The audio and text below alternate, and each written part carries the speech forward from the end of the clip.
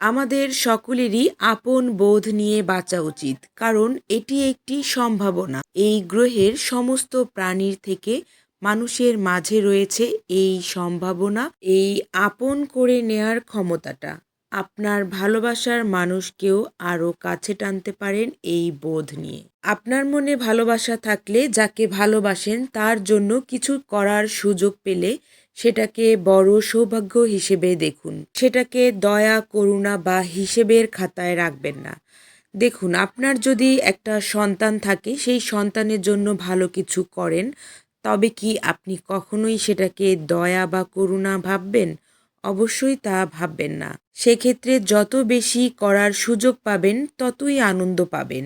কিন্তু আপনার হৃদয় যদি ফাঁকা থাকে, তখন যদি আপনি কারো জন্য কিছু করেন, আপনি হিসেব নিকেশের খাতা খুলে বসেন, দান বা দয়া করেন। দুটোর মধ্যে পার্থক্য এই যে প্রথম ক্ষেত্রে আপনি তাকে আপন ভাবেন এবং দ্বিতীয় ক্ষেত্রে আপনি তাকে আপন ভাবেন না, যার কারণে সেটি দয়া বা উপকার হয়ে যায়। এই জগতে আমাদের প্রথমত চ্যারিটি বা উপকার দরকার নয়, প্রথমত আমাদের মাঝে দরকার আপন বোধ।